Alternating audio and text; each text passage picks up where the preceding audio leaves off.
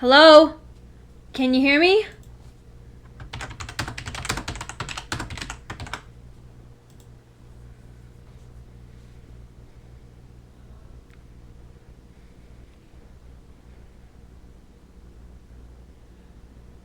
Hello? Can you hear me?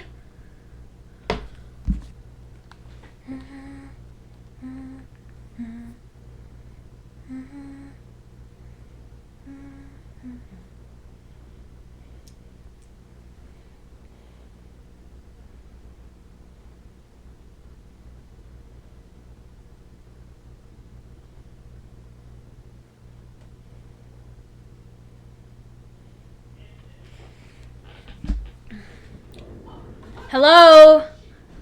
Can you hear me?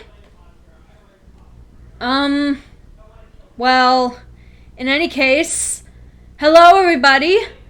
It's me, Alex918, and welcome back to another episode of Phoenix Wright Ace Attorney Trials and Tribulations. Oh, and happy Valentine's Day for everyone watching this. Now, if you'll excuse me, I gotta do something real quick.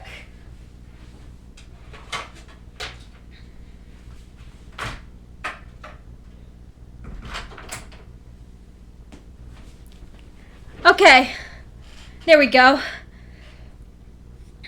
Now, we're going to start playing in a little bit. I just want to make sure that everyone can hear me.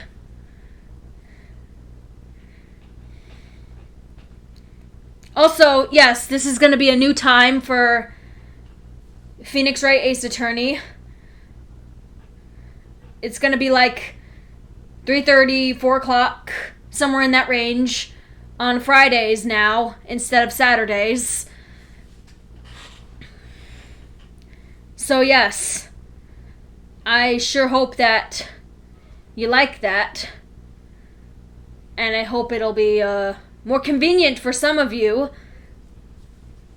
So, yes. Anyway, let's get started.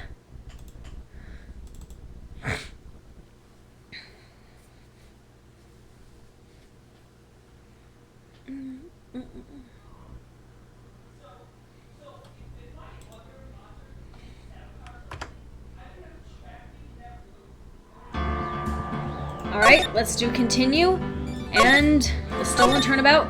Here we go. Alright. Now, I had to look up a walkthrough in order to figure out what to do from here, and yes, so I know what I have to do now. So what I have to do is that I have to press this, and I'll show you where to go on there. Finally here on time. Yes, you are, Pepper52. Hello, and happy Valentine's Day. Anyway, yes, let's press. Hold it! Just what were you being blackmailed about anyway? The blackmail letter said if you don't want your identity to be revealed, correct? I'm sure it was referring to the whole mask-to-mask thing. Objection! I'm afraid that reason isn't going to hold up anymore. What do you mean? The victim had no proof that the defendant was mask-to-mask. But you were the one who stole company secrets only 1 year earlier. But that was all over with once I was fired! But it is true that the fact I stole secrets was kept under wraps. Happy Valentine's Day! Thank you, Osvaldo Diaz. Even so, there was no reason for me to pay up now, a whole year later. Is that really true? What is it, Nick? The fact that Ron was stealing company data. I wonder if he would have had a problem if that ever became public knowledge. Yes, it would. Mr. DeLeet, I believe you would have been in considerable trouble if your identity as a company data thief was made public. Mr. Wright, what are you trying to do by bullying your own client? Ha! Men are like colonies of bacteria. The more heat you apply, the faster they grow. Hi, everyone. Ah, hello, Starlight. Haven't seen you in a while. Happy Valentine's Day. That's exactly right. Well then, feel free to keep up the heat, my little lawyer amigo. Little lawyer amigo? Yes. Now come on, provide some evidence to back up your assertion. Why would Mr. DeLate want to keep his data stealing secret from becoming public? Now, I'm really stupid when it comes to this. Because, well, I keep forgetting the fact that we have profiles here! And that we can use these things as evidence. So what I'm supposed to do is that I was supposed to present her, Desiree Delete. Cause, yes. I mean, again, I had no way how I was supposed to figure that out. I guess it's a little incompetence on my part because, again, I thought I'm good at this game, but apparently I'm not good at this game. So, yes. Let's present this. Take that! Mr. Delete, what you said just now doesn't match what you told me yesterday. Huh? What doesn't?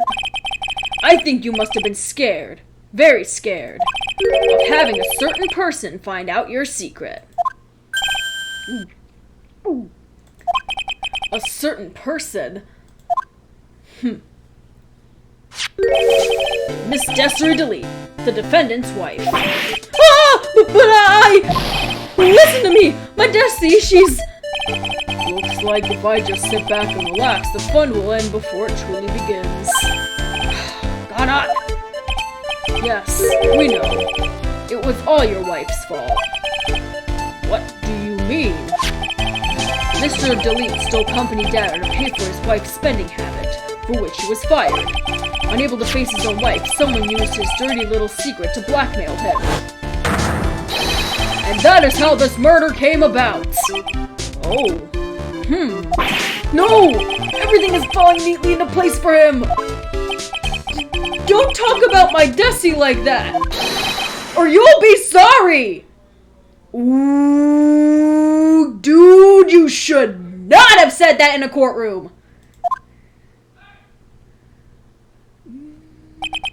Well, it seems that we've learned a great deal of things here so far. What do you think, Nick? I didn't think it was possible to get so thoroughly whipped in just 20 minutes. Clearly there was a sufficient motive for murder. He stole data for his wife, and he killed to protect a secret. A family man who cared just a little too much. The motive is clear. Let's move on. What happened at the crime scene at 1 in the morning, Mr. Delete? Come now, tell us! We're all ears. Alright. Here we go, everyone. First testimony of the stream. Lock in. When I entered the office, there was a suspicious shadow there. Suddenly, I was hit on the forehead. After that, I remember being a bit dazed. If I hadn't been wearing that, I would have been killed. When I came to, Mr. Bullard was lying there dead.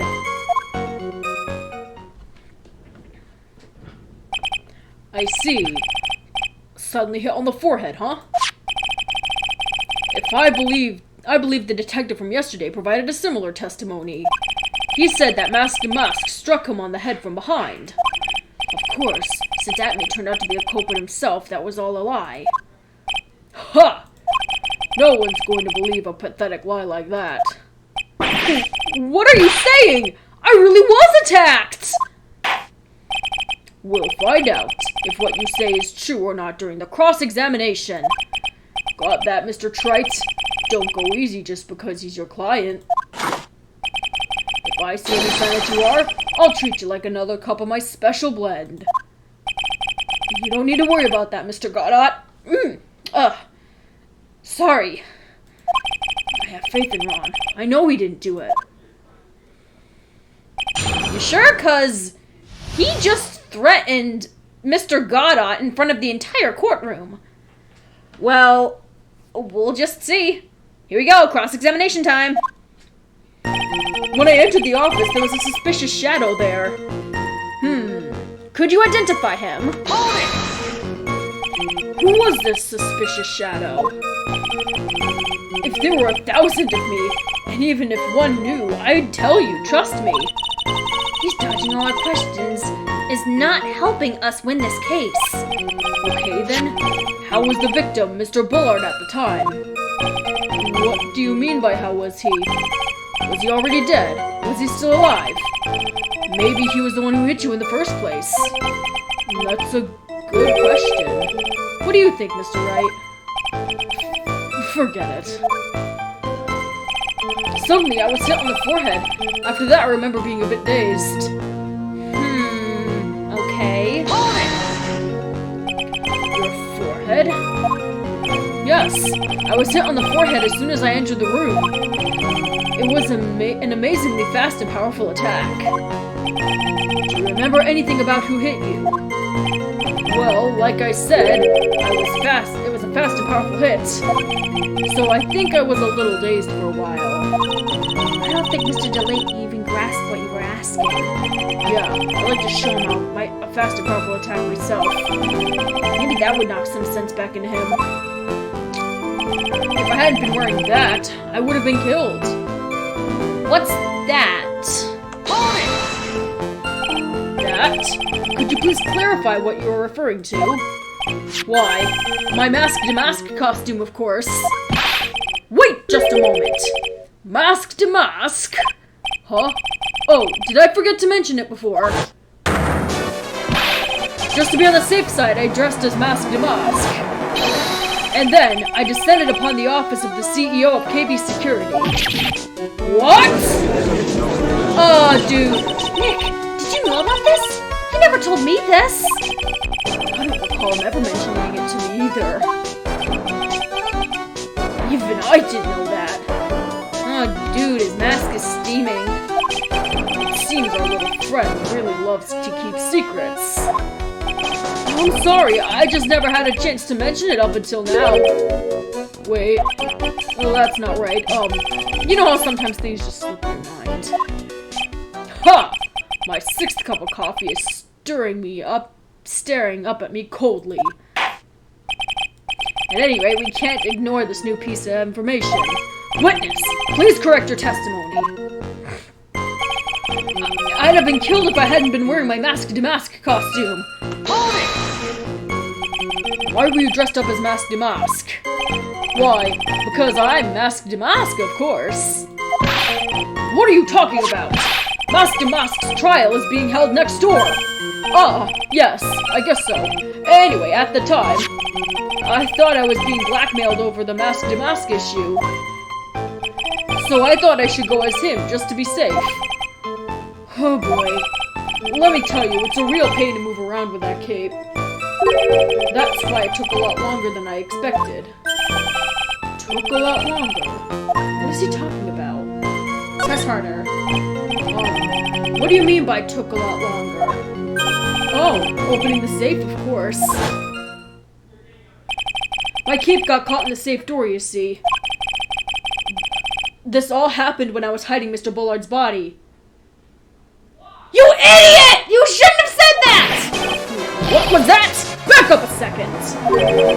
Yes?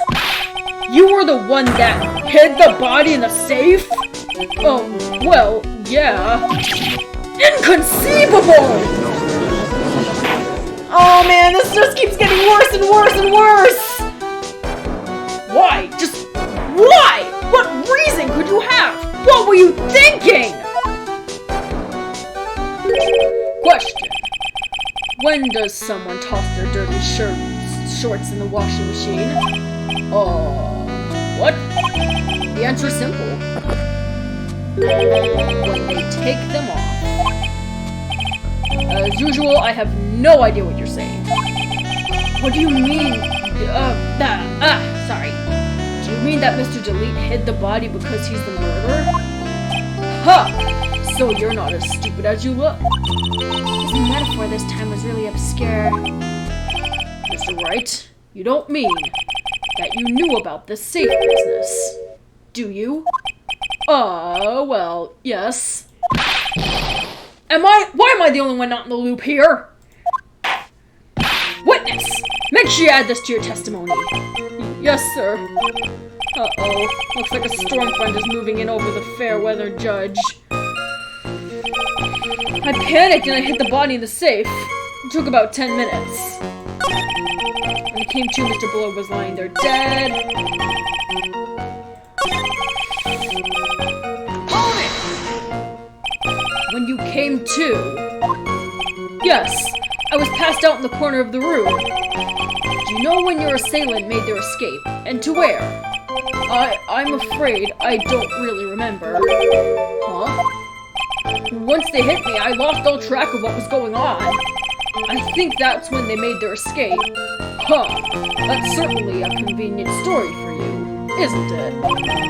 It certainly is, isn't it, Mr. Wright? It almost sounds... practiced. I don't know why you're telling me. I panicked and hid the body in the safe. It took about 10 minutes. Hold it! Why did you hide the body in the safe anyway? Well, because it wouldn't fit in a drawer. Oh, that's not exactly what I meant. When I saw that corpse, I kinda lost it. I thought, if they find this corpse, they'll think I did it. Huh, I think you had a simpler reason than that. It's because you killed him. That's why you spent 10 minutes hiding the body. That certainly makes more sense. Ugh. Hold on. 10 minutes. 10 minutes. Hold on, is there something I should know here? What is it, Nick? I just had a thought. Under those circumstances, would you normally try to hide the body? And spend 10 whole minutes to do it? Under those circumstances? What circumstances? Oh! The only circumstances I can think of is that it would take him too long to hide the body. Or something? I don't know. Hey, Nick, if you think his behavior was so strange, why don't you present some evidence that would just show what those circumstances were? That's it. I'll take a look at the court record and present some evidence. Alright, let's take a look at the court record. Let's see what we've got here. Shows I'm a defense attorney. Not that.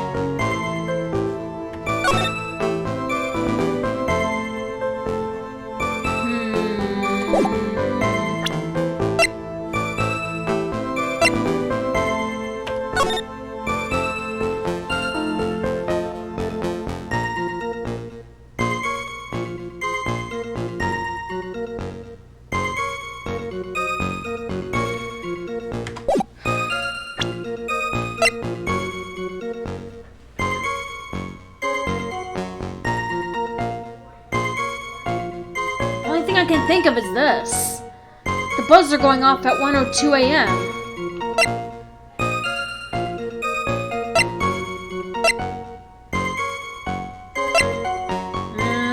don't think those two would be. Okay. Let's see. We heard this from Mr. Delete yesterday, didn't we? There's not much in his testimony either. I bet you he's still hiding something. I wouldn't be surprised. We'll just have to draw it out of him. I just hope he doesn't make things any more complicated. When he entered the office, there was a suspicious shadow there. Suddenly I was hit on the forehead. After that I remember being a bit dazed. I'd have been killed if I hadn't been wearing my mask costume. When I came to, Mr. Bullard was lying there, dead. I panicked and hid the body in the safe. It took about 10 minutes.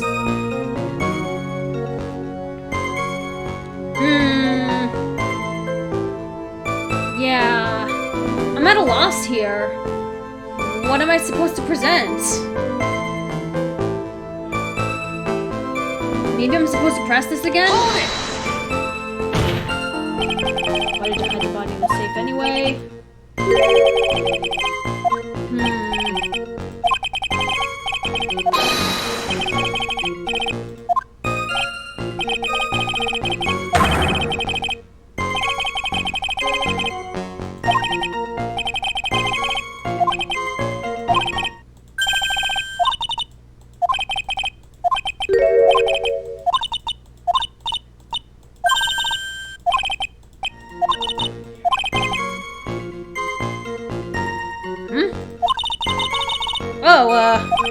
I just got a note sent to me on DeviantArt by WordX101. He's actually giving me some inspiration for my AUs. For a future AU, more likely. Or some future AUs, actually. And, I mean, I'm gonna check it out after the stream, but... yeah. Alright, so obviously I'm supposed to present some evidence at that 10-minute thing.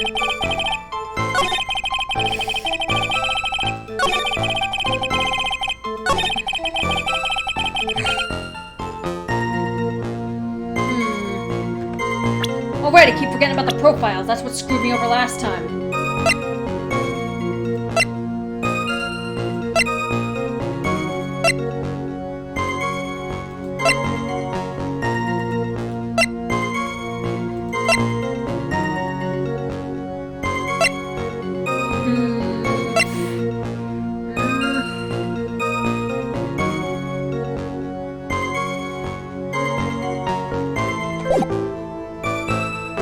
What do you guys think? What should I do?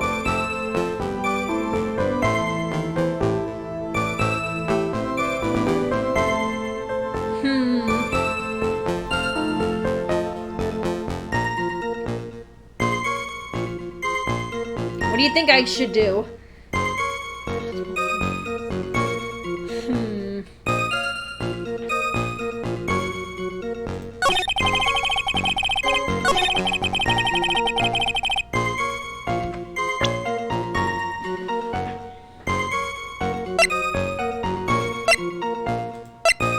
The only thing I can think of is...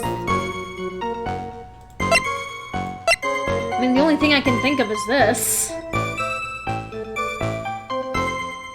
Because, it went off at 102. So...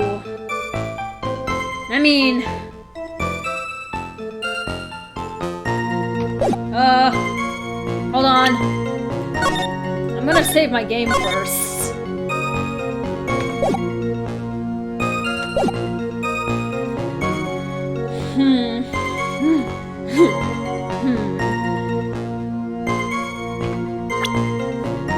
Yeah, the only thing I can think of is the buzzer record, because it says it went off once at 1:02 a.m., and that is within the 10-minute time range he was talking about. So, maybe I need to present this? Let's see. Objection! Yes! Your Honor, could you please take a look at this record? And what might this be? The record for the emergency buzzer that connects to the CEO office to security. If the button in the office is pressed, a security team is supposed to come running. And according to this record, the buzzer was pushed once at 1:02 a.m. What? If Mr. Ron Delete truly wasn't the murderer, he would have ran as soon as that buzzer was sounded. After all, a security guard would have been headed his way. Objection! Huh! Let's remember who we're dealing with here. He probably had no idea there was security personnel in the building. Objection! Up until 1 year ago, my client was working as chief of security. There's no way he wouldn't have known about them. Objection! But, as it turns out, the guard never came. That was nothing more than a coincidence. The fact that the guard was a pathetic loser, who had just gotten punched in the face by his ex's new boyfriend, and wasn't anywhere in the vicinity, was not something Mr. Delete could have known. Objection! Again, remember who we're dealing with here. It's a sure bet that Mr. Delete didn't even notice the buzzer going off. Objection! Oh god, you're just throwing objections at each other! This buzzer is extremely loud. There's no way he could have ignored something like that. If he had been conscious, that is. Conscious? What do you mean by that?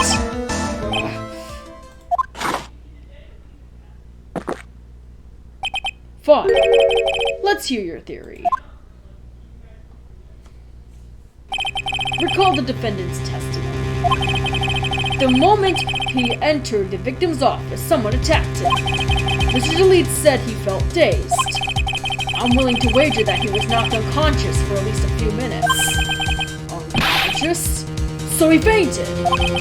That's why Mr. Delete didn't know that the buzzer had sounded. And that's why he thought he had time to hide the body. So what are you trying to say? Mr. Delete was knocked out, and the buzzer went off soon afterwards. Now, unless my client was able to hit the buzzer while he was unconscious, that could only mean there was another person in that room. That's right! Whoever it was, they knocked out Ron Delete and then pressed the buzzer! Order in the court! Mr. Wright, this is... Objection! This is preposterous! It was this kid, Ron Delete. He is the one who killed Kim Bullard. Objection! Then who pressed the buzzer? It was... the victim, of course. He pressed the buzzer when the defendant attacked him. He didn't die right away. He must have held on long enough to push that button. Ah! So Kim Bullard sounded the buzzer himself. What is your opinion of this, Mr. Wright? I need to prove that the real criminal was there at the scene. But how? Can I prove that it wasn't Kim Bullard who sounded the buzzer? Ah, shoot!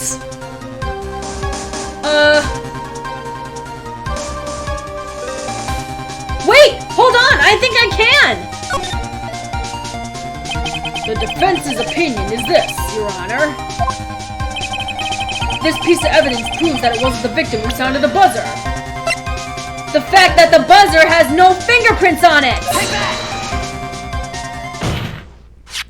I believe this is the piece of incontrovertible evidence we were looking for. Oh, happy Valentine's Day, Terza Rose. Glad you could finally join us. The emergency buzzer? Is there some kind of clue on it? Absolutely not. Hey, come on now. At least give some thought to what you say before opening your mouth. The fact that there are absolutely no clues is itself the clue. Now I'm the one who's clueless. This button has no fingerprints on it. If Mr. Bullard had really pressed it himself, naturally, he would have left his fingerprints behind. Objection! Ron Delete obviously whipped them off. Or wiped them off, sorry. Objection! Why would he? A guard could have come in at any moment. He touched that button. I know he did. Objection! The defendant, Mr. Delete, was dressed as Mask Damask. And Mask Damask always wears gloves. What reason could he possibly have had to wipe the button free of fingerprints? Yeah, doing a bit of work. Okay, I don't know what that means, Terza, but whatever. Order! Order! Order! Huh! It would seem.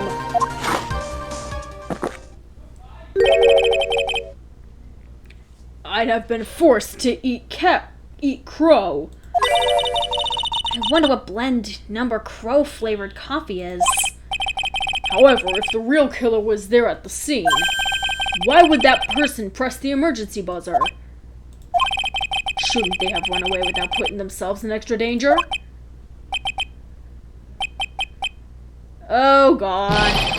What's with this awkward silence all of a sudden? Ah, god, I just spit all over my keyboard. Ha! It looks like you're fresh out of parlor tricks. They're on to you, Nick! Just give me a minute to collect my thoughts. The real culprit killed Mr. Bullet at around 1 a.m. And Mr. DeLeak just happened to waltz in when the murder was taking place, right? Okay, now before we continue, if anyone has seen the beginning of the stream and how Mr. Delete was knocked out, obviously that was Detective Atmey's shadow, his silhouette.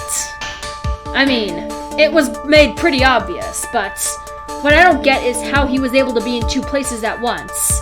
Unless there's a twin, which I highly doubt that's the case. But, yes.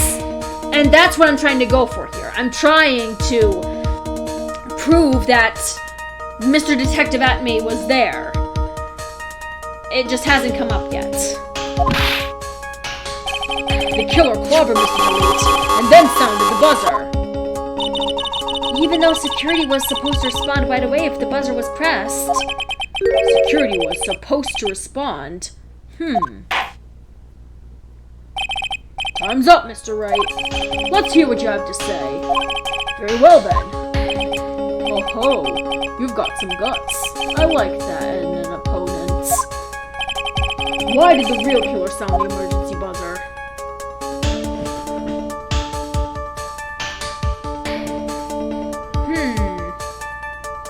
They didn't mean to call the security guard, to find out what it did. Well, obviously it's not the third option.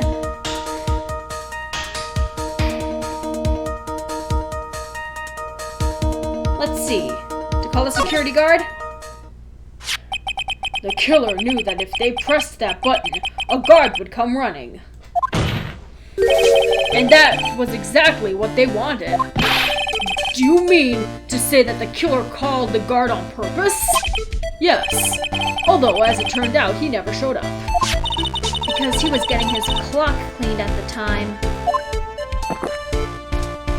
Huh. What a touching story. You're saying the killer had a change of heart and called the guard to turn himself in? No, I'm not. When that buzzer sounded, there were 3 people in that office. The victim, Kane Bullard, who is already dead. The defendant, Ron DeLeat, who is out cold. And the third person, the real killer. Yeah, did you see that? That was obviously Detective Atmey's shadow. Hypothetically, yes. Now then, in this situation, if the real killer had made an escape, what would happen? The only ones left in the room would be the victim and Ron DeLeat. And if any security guards came running in at the time, they would think that I was the murderer. Yes, that was precisely the real killer's objective. To frame Ron DeLeat for the murder.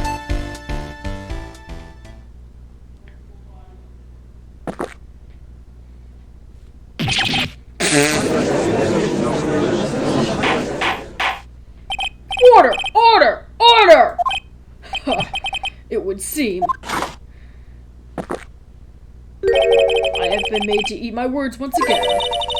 I've actually been made to do a spit take with a cup of coffee. Mr. Wright, who was it? Who was it who tried to frame me? Wait. Wait a second. I'm the one and only Mask Damask, so... Nick! You mean the real killer is... We're going to drag that person in here right now. But who is it? I don't have any solid proof yet, but think about it. The killer knew Mr. DeLeat's identity, and they also knew that he had been called to KB security that night. So the killer used him to execute a well-crafted plan to murder Kane Bullard. Now then, let's hear your accusation, Mr. Wright. Who was it that framed Mr. Rondelete for the murder of Cain Bullard? Well, it's obviously this guy, Mr. Look At Me. I mean, they made it pretty obvious with the silhouette. I mean, seriously. This game should have tried harder, honestly. Take that! Detective Luke At Me. He's the only one who could have done it. Ace Detective Luke At Me? You mean Mask Damask did it? Your Honor, the person being tried in the court next door to us is not Mask Damask at all. He is, in actuality, the true murderer of Cain Bullard. Order! Order! Mr. Wright, explain yourself. Theft and murder. Which is the more serious crime? You're not even close. Murder is the more serious crime, of course. It's the capital crime subject to a capital punishment. Please remember the trial from yesterday, if you would. Oh boy.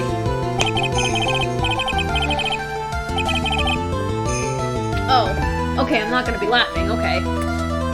When Look At Me confessed, there was a huge commotion in the courtroom. Of course, a famous detective was unmasked as, well, Mask Damask. Instead of being convicted of murder, he was found guilty of grand larceny. That was his true objective all along. To be found guilty? Mask Damask had the perfect alibi for when the murder took place. He was stealing the urn at Lordly Taylor. In other words, being found guilty as Mask Damask was Luke At Me's airtight, watertight, and unassailable alibi. A guilty verdict. As an alibi?!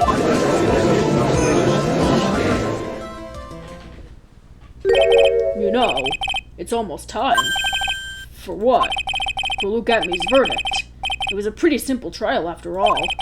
If we're going to stop this trial and stall that one, we need to do it now. Of course. That's assuming you have proof that the detective was the one who committed the murder. Mr. Luke At Me's trial has indeed attracted the attention of the entire country. Were to interlude and fail to provide adequate proof of his true crime, Mr. Delete would be left with no grounds for appeal. Are you really sure about this? Ha! A bet's only good when your life's the ante. Mr. Wright, I believe in you! Mr. Delete. So please, I'm begging you! Thanks, but my decision will determine the rest of your life. Can I really risk your life like this? Mia! Phoenix. What was that? Don't stray, Phoenix. For your client, take the path of trust. That voice. It sounds like... Mia! Your Honor! The defense requests an immediate recess! Ha! So that's your answer, huh?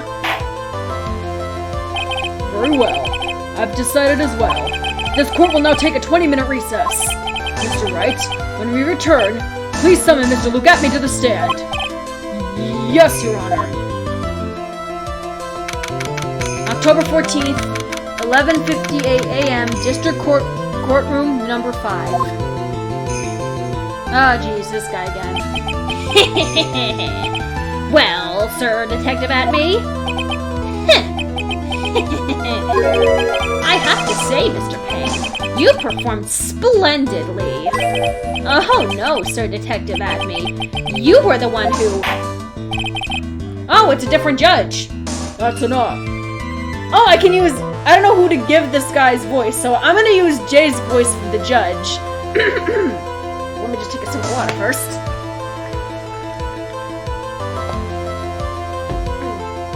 That's enough! This court sees no reason to further prolong this trial. This court finds the defendant, Luke At Me... Hold it! Wait! Don't hand down your verdict yet, please! Well, well, Sir Lawyer. Welcome to my courtroom. Who is this hoser, eh? My name is Phoenix Wright, attorney at law, and I wish to file an accusation against this man, Luke Atmay. Accusation? You accuse Mask Damask. That man is not Mask Damask. He's just a ruthless murderer. What?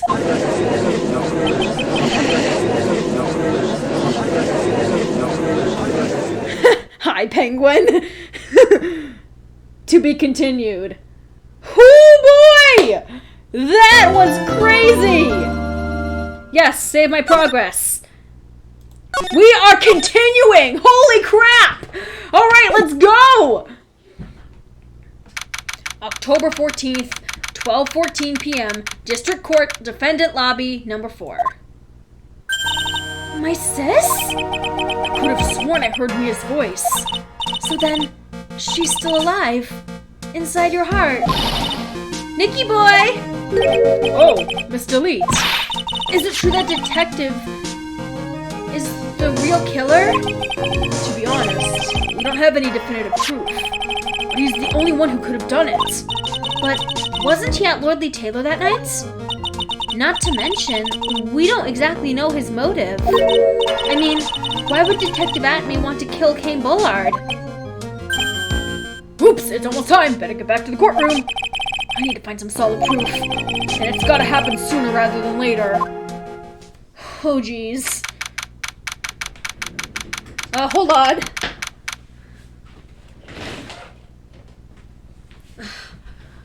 Sorry, the sun was in my eyes. Had to close the blinds. October 14th, 12:21 p.m., District Court, courtroom number 6. This is getting intense. It sure is. Yo, Starlight, you still with us? Maybe you could help us out here. Now then, this court is back in session. Mr. Luke Atmay, please take the stand. Well, well, how do you do, Sir Lawyer? I never would have thought to see you acting so recklessly. I couldn't let them hand down your verdict just yet. Not when it would have given you your perfect alibi. An alibi by the name of Mask Damask. Oh, hi, Messy Lizard. I'm sorry. I'm afraid even the great Luke Atmay has no idea what you mean. Of course, I have been in the next courtroom ever since 10 o'clock this morning. I'm afraid there's no way I could know what's been going on in here. You've been in the defendant's seat all day long, correct? Being tried as Mask Damask. Indeed. It's truly child's play to fool the ignorant masses. Not only did the poor fools ask me to protect their valuables, they even gave me a generous reward upon returning their property to them. Take this red diamond ring that sparkles upon my divine finger, for example. So you continue to insist that you are, in fact, Mask Damask. I just got my Wi-Fi back. Oh, you were having trouble? Oh yeah, I hate when that happens too. I mean, I have to sometimes go to multiple Wi-Fi outlets in my own house because sometimes my video buffers when I'm watching YouTube. I'm sorry. Almost choked on some saliva there. Ugh. Of course. Very well then. Look at me. Let us begin with this simple question. On October 12th at 1 a.m., Kane Bullard was murdered. Where were you at that time? One without knowledge lacks even the knowledge that he should be ashamed of.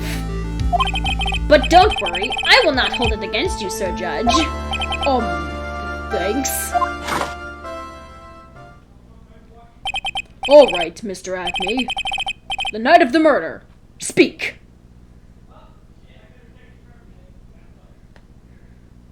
Oh, you're back, Terzaros. Okay.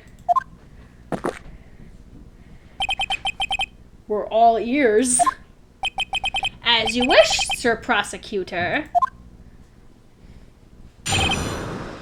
Oh boy. This one might be tricky to pick apart. Let's just see.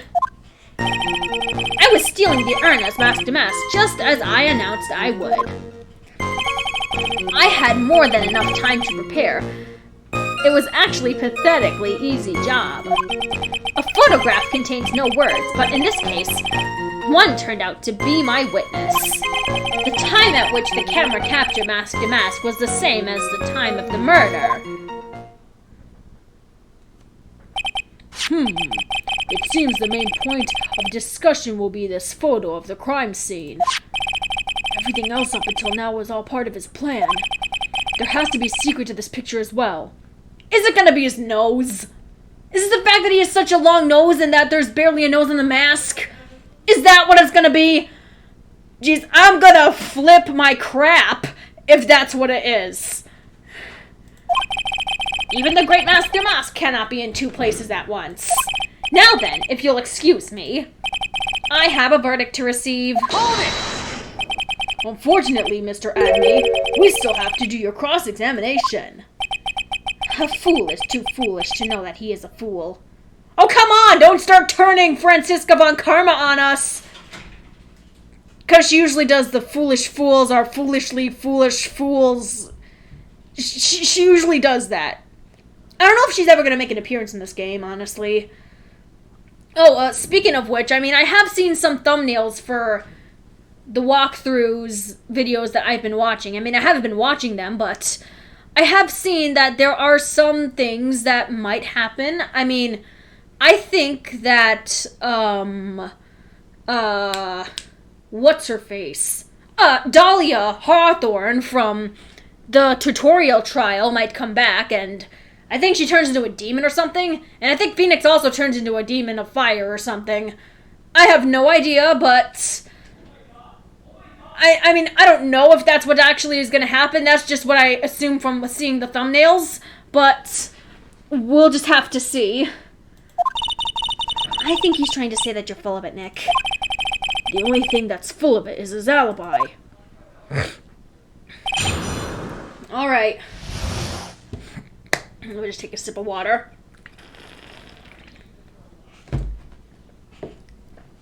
Alright. I was stealing the urn as Mask to Mask just as I announced I would. Hold it! So this photograph is the proof, correct? Indeed it is. Oh, shoot, wrong voice. Sorry, I'm just trying to hold back laughter, because the fact that if it's the probability of his nose being that clue that will unravel everything, it's just so ridiculous. You know? And the man in the photo is certainly wearing a mask. That is why I am called Mask to Mask. Conveniently, that also means that there is no way to tell who this really is. What do you mean? Objection! Huh! Are you saying that this is, in fact, not Luke at me? It could be an accomplice dressed up as Mask to Mask to create an alibi?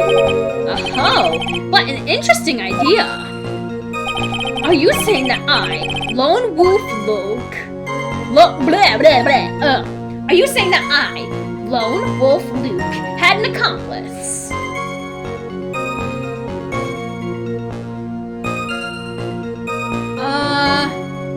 No. Luke Atney was at KB Security during the murder. Then the Mask to Mask in this picture has to be a fake. Then there really was an accomplice. Right now, I have no idea who it was. I don't have any idea right now either. Baseless objections are just what this guy wants. There's gotta be another way, and I'm going to find it. Alright, I think we're gonna have to come back to that. I had more than enough time to prepare. It was a pathetically easy job. Hold it! I believe Adrian Andrews hired you at one point? That's right! That was over 20 days ago, if I'm not mistaken. You sent the calling card to Lordly Taylor 10 days prior to the heist. That would mean that you sent out the card after you begun your security watch, correct? Indeed. There was no reason why I couldn't do both jobs at once. Oh, geez, all these voice cracks. Oof. It was the perfect opportunity to steal my latest targets. I see. You truly are evil, aren't you? Yes, evil is what I am. Hey, Nick, isn't there something odd about this? Detective Hackney was always proud of his ace detective skills, right?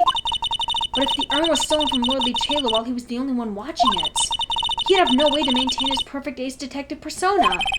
You know, that's true. It is kind of odd. A photograph contains no words, but in this case, one turned out to be my witness. Hold it! So by photograph, you mean this piece of evidence right here? Is that correct? Indeed it is. That is it. The very thing that proves that I committed the crime. The very thing that proves you committed the crime. When you think about it, it really is odd. You say that almost as if you had this picture taken on purpose. Objection! He was simply caught by the very camera that he set up. We all have days like that. Indeed, it turned out that there was no such thing as the perfect crime after all. Life truly is an ironic thing. A sad blue melody. Looks like I'd better gather more information for now. If he's truly the killer, there's gotta be something phony in that photo. It's the nose, isn't it? My God! It's the nose, isn't it? My God! The time at which the camera captured Mask to Mask was the same time as the murder. Hold it! It's the nose, isn't it? My God! About the camera that took this photograph. Oh, come now! It's all too clear what you're thinking. Huh? You think I altered the timestamp on the photograph, don't you? I'm afraid that's impossible. The camera was set up by Lordly Taylor, and on top of that, it was Lordly Taylor's staff that printed that picture's data. Unfortunately for the defense, there's no way that picture could have been altered. I see. Looks like I gotta find something else that could be suspicious. So, this alibi is false. It has to be, or he couldn't have killed Mr. Bullet at KB Security. But I'm not really spotting anything unusual. There are two possibilities. Either the mask to mask in the photo is a fake, or the photo itself is.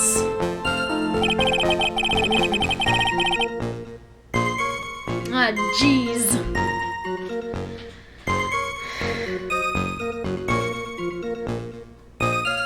Hope everyone's Wi-Fi is holding up, because this is really getting intense and I want everyone to see this.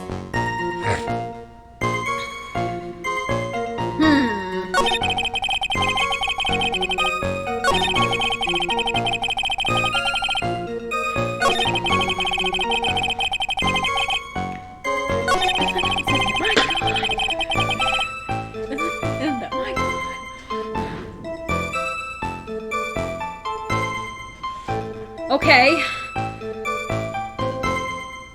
I'm gonna make a save.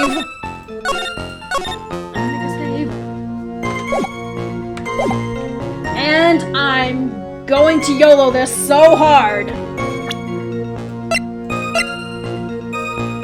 it this one? Okay, yes it is. I'm gonna YOLO this so hard and go out on a limb, and I'm going to be off again. I'm going to take a shower. Sorry, Alex, be back ASAP. Oh, sure. Take your shower. Everyone likes a good shower, even me.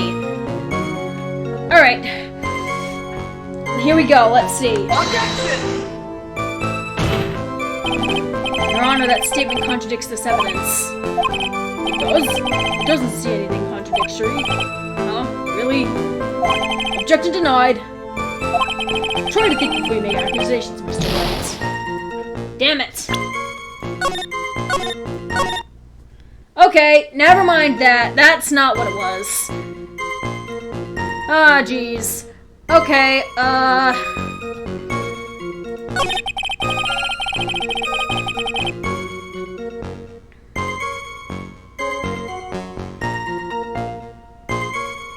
the time at which the camera captured Mask to Mask was the same time as the murder. Ah, jeez. What am I supposed to do?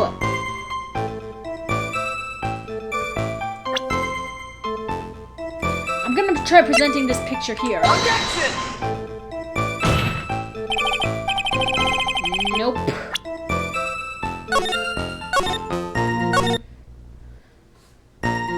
Ah, jeez. I don't know what I'm supposed to do.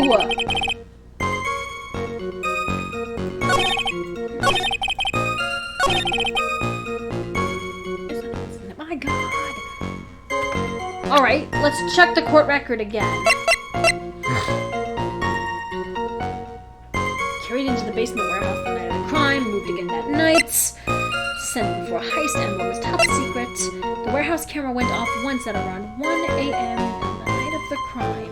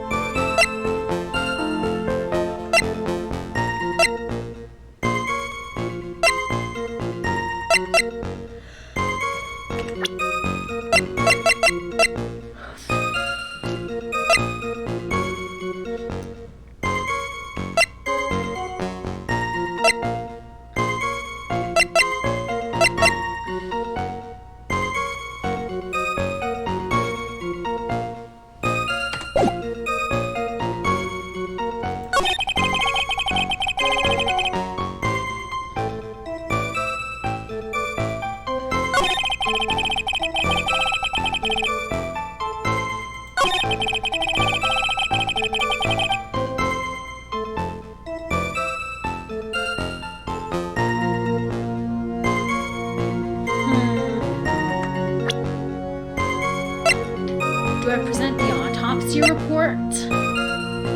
Objection! Nope. Oh, no. I didn't mean to click that.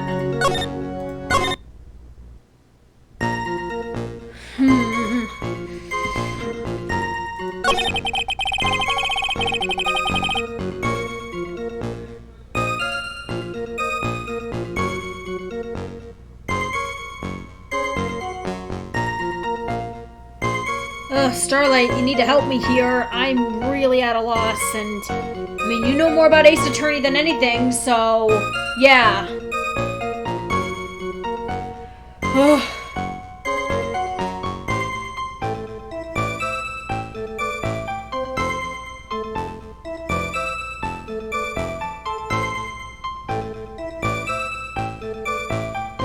Maybe. Ah, thank you. Press on the part of the photograph, no words, then choose it has something funny in the picture, then choose the puddle of the image.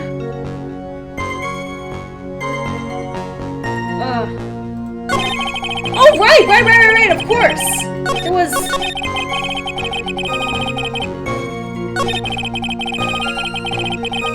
Hold it!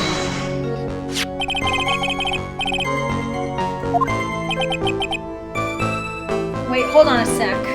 Before I do anything... Oh, there's the puddle. Okay. Indeed it is. And the man in the puddle is certainly wearing a mask. There's a man called Mask to Mask. Objection!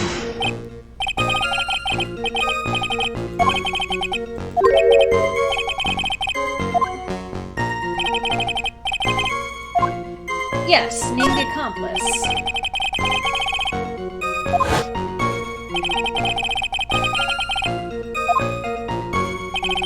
Exactly. You had an accomplice. Now remember, you've said that, Mr. Trite, because there's no going back. If you're making baseless claims, I'll treat you to a penalty myself. The penalty's probably boiling hot, too.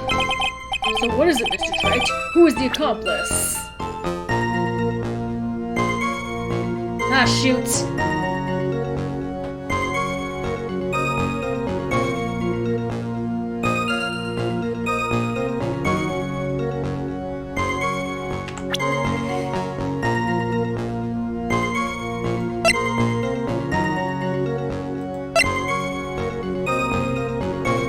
I'm just gonna do this and then options. Okay, back to this. Press on the part of the photograph. No words. Oh! Oh, this one! No words! Okay. Hold it! So by photograph, you mean this piece of evidence here, is that correct? And what it is the very thing that proves you committed the crime. Surely even you understand by now. The Taylor provided that camera, there's no way I could have tampered with it. This means I could not have killed Kane Bullard unless I had an accomplice.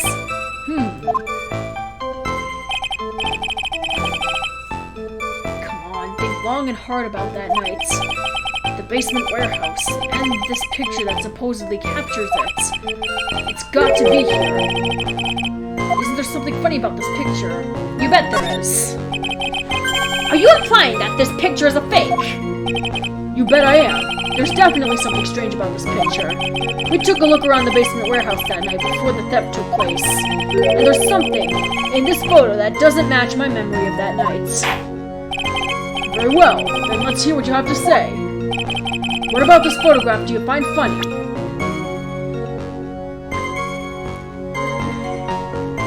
Alright, this. Oh. Take that! The funny part is right here! Why, this is a blood stain! Oh, blood! Now this case is getting interesting! Not exactly. The stain is actually pink paint. Oh, just paint. And peach-colored at that. From blood to peaches, the judge sure loves going on his wild tangents. The problem with this photograph is not the paint. The problem is when you consider the layout of the basement warehouse. It turns out that something that should be there is nowhere to be seen. Well, Mr. Wright, what is supposed to be in this picture instead of the paint stains? The Ami face statue! Take that! The supervisor of the treasure exhibit stated the following. Well, there's a good reason for that. On the day of the crime, at around noon, that golden statue just happened to arrive from the mountain training hall. I realized that the statue would be the perfect size for covering up the paint stains. That's why I put it where you first saw it. I myself was there the night the theft took place, and saw the statue in that spot. If this picture was truly taken on that night, then that statue would have been there. Objection! But when I went there the day after the theft, that statue with that old bag was sitting in the corner. Perhaps it was somehow pushed there accidentally. Your Honor, the statue is slightly larger than yourself and quite heavy. It would take more than an accidental push to move it at that distance. Huh. In that case, can you prove it? Can you give us the rhyme and reason as to why that statue was moved that night? Can you do it, Nick? Ah, shoot. Never mind who moved it. The real question is, why did they move it? Well, Mr. Wright, I hope you are prepared with your answer. Now then, who was the one who moved the golden statue on the night of the crime? It was Adrian Andrews. Take that! What do you think, Mr. Godot? A man should be able to answer his own questions. That's what I think. Right now, I'm busy trying to come up with two answers of my own. Why is coffee black? And why is it bitter? Mr. Wright, to put it simply, you've messed up. What are you doing, Nick? You need to think about why that statue was moved. The good thing about when everyone chews me out is that it gives me time to think. Well, Mr. Wright, I hope you are prepared with your answer. Now then, who was the one who moved that golden statue on the night of the crime? So it wasn't Adrian Andrews. Back. Wow, that was quick, Terza. Usually I take 20 minutes in the shower. Let's try him. Take that! The one who moved the statue is none other than Luke Atme. Come now, Sir Lawyer. There you go again on one of your strange delusions. Mr. Wright, what bias do you have for your strange delusions? It's very simple. The witness was the only one in the basement warehouse that night. That is indeed very simple. However, why would I want to move a heavy golden statue? The reason for moving the golden statue, here's where our battle truly begins. Well, Mr. Wright, what reason did the witness have to move that statue? The reason can be found here in this photograph. Look at me. You pretended to be Mask Damask to create an alibi by showing that you were at Lord Lee Taylor that night. But this photograph contains a single fatal flaw. If the statue had been there, your lie would be exposed like cheap film at a drugstore. That is why you had to move the statue. A single fatal flaw? Interesting theory. Please enlighten us. Just where in this picture does this lie exist? I think it's the box. Because there's no paint on the box. There's supposed to be paint on the box. Let's try it. Take that!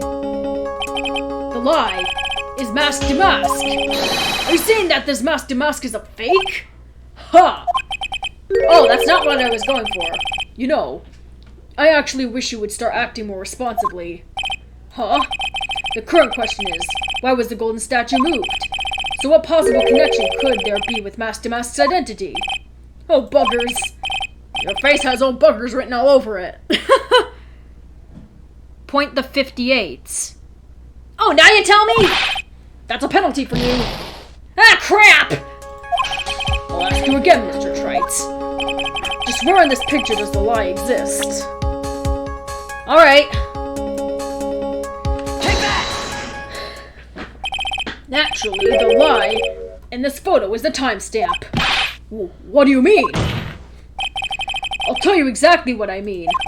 On the night in question, Luke Adme went to KB Security and murdered Kane Bullard. Therefore, it's obvious. It would have been impossible for him to have been at Lord Lee Taylor at this time.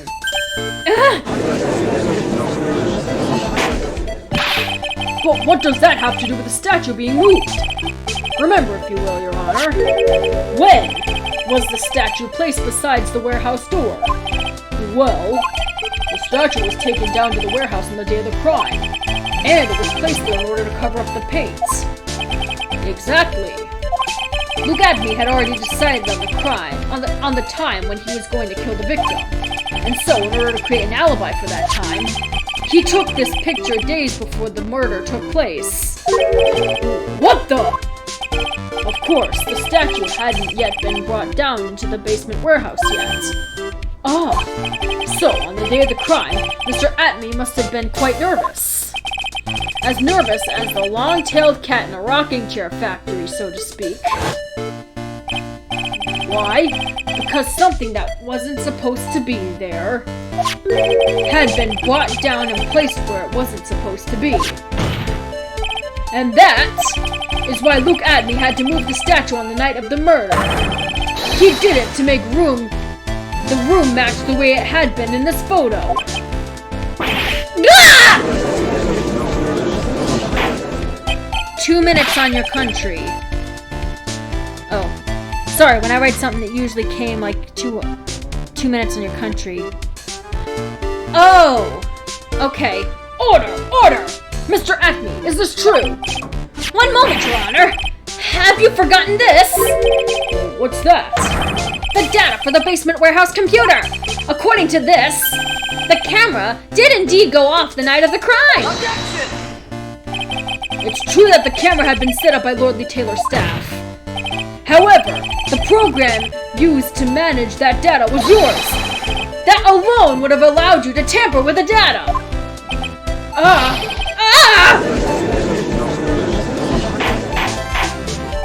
Order! Order! Mr. Goddard, what is the meaning of this? Goddard, I warned you about making me wait. Now put that coffee down. My 11th cup. How can you handle all that coffee, dude?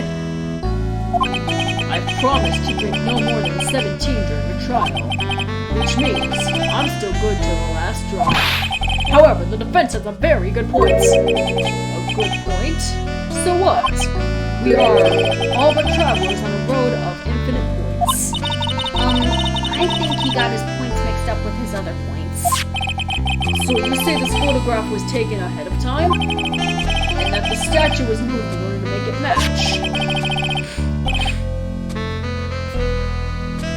That's a very interesting idea. However, there's one point that can't be denied, which is 12th cup. That it's only a possibility. Men that are trapped by the chains of maybe can never reach their dreams. That's very true. No way! Don't fall for that, Your Honor! Oh God, why? Sorry. Voice crack. Hey, Mr. Damask. Yes? If there's no funny business in your actions as Masked Damask, there should be no problem with you telling us your strategy. So let's hear it. Yes, please provide this court with your testimony about your plan to steal the sacred urn. Oh, geez, another one? Okay, here we go. I first received the request from Lordly Taylor about 20 days ago. The urn was placed in a box, and Zafari, it was then sent to the warehouse. Hence, I was actually unable to see the urn for myself until the day of the crime. I knew it was an extremely valuable treasure, so I sent my card 10 days beforehand. I then handled security by myself to ensure that my crime would go smoothly. At last, I held the urn in my hands for the first time at 1 a.m. on October 12th. That's pretty much all the stuff we've heard before, isn't it? Yeah, we'll find the truth hidden in the nuggets of the new information he gave. Witness, I'm sure there are no mistakes this time. Zafari. Very well then, Mr. Wright. You may begin your cross-examination. Jeez.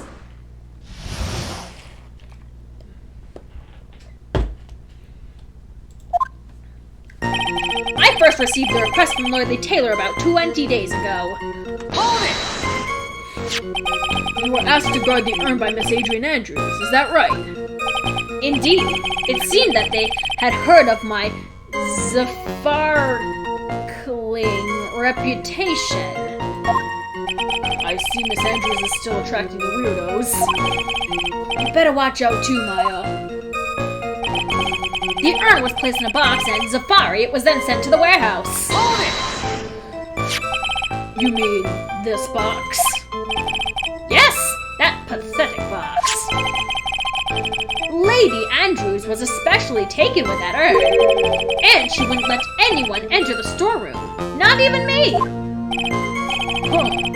Interesting new tidbit. Hence, I was actually unable to see the urn for myself until the day of the crime. Hold it! So you're sure that you had never seen the urn before? Indeed. You may ask Lady Andrews to confirm for yourself. My security was focused entirely on the entrance to that warehouse. However, I, Luke Adney, let no information whatsoever slip through my fingers. I knew it was an extremely valuable treasure, so I sent my card out 10 days beforehand. Hold it! You mean this calling card? That's right! That is, without a doubt, my calling card. I guess Mr. DeLee didn't make this after all. Of course. Because Atme knew about the emblem. Making this card authentic would have been child's play for him.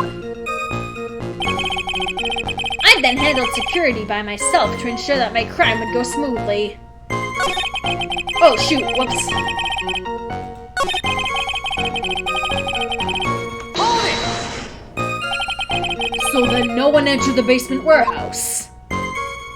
Unfortunately, there were many different treasures being taken there.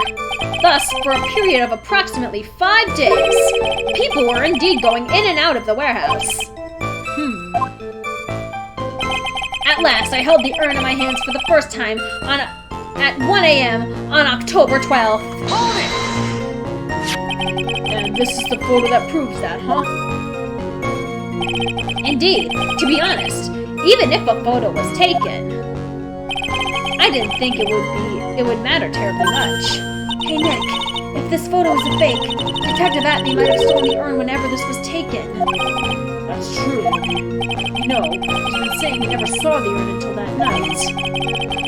If we can prove that he's lying there, we can wrap this up and put a bow on it. I need to take a good hard look at the court record. Not a lot to go on, is there? The detective has been covering his tracks. There's only one thing we need to prove in his cross-examination. And he took this photo well before the actual night of the crime. Alright then, how do we do that? There's one thing that Atme stated very clearly. He had never seen the urn before he stole it. We need to prove that he's lying. The only thing I can think of is that...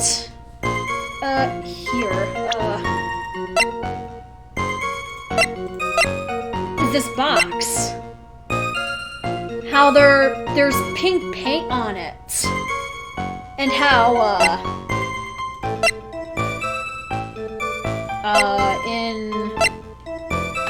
in this photo, there is no paint on the box.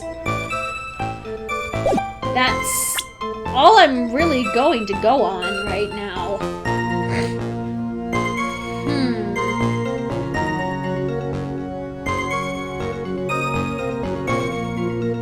This is so strange. Show the Damask calling card on the part where he says unable to see the urn. Oh, thank you, Starlight. You really don't know how much of a lifesaver you are. Okay. Game was placed in a box in Safari. Hence, I was actually unable to see the urn myself until the day of the crime. Okay. So the calling card here? Objection! Yes! Mr. Atme, if you really are Mask Damask, then you also wrote this calling card, correct? But of course! Is there a problem with that calling card? Allow me to read a passage from the calling card that Mask Damask had written. Take good care of the speckled urn. Now the speckled here surely refers to this pink pattern on the sacred urn. Yes, that is true, but so what? Truth be told, there's no way that Mask Damask could have known about this pattern. What do you mean? This pink, spotted pattern on the urn is actually nothing more than paint stains. Paint stains? And these stains did not appear until after the urn had been taken to Lordly Taylor. I'm not finding this joke to be very funny, Mr. Trites. The day that sacred urn was taken to the warehouse, the urn was broken due to human error, or should I say, an error-prone human. And that's when the pink paint got on the urn. Ugh, you can't be serious. And yet this calling card clearly mentions the paint pattern. Which means Detective Atme had seen this urn long before the crime ever took place. In fact, she saw it when this fake photo was taken. Oh god. Oh man, this is killing my voice.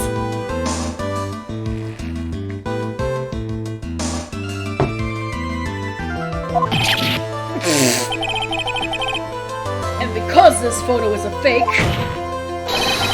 your alibi for the night of the murder no longer holds water! Ah!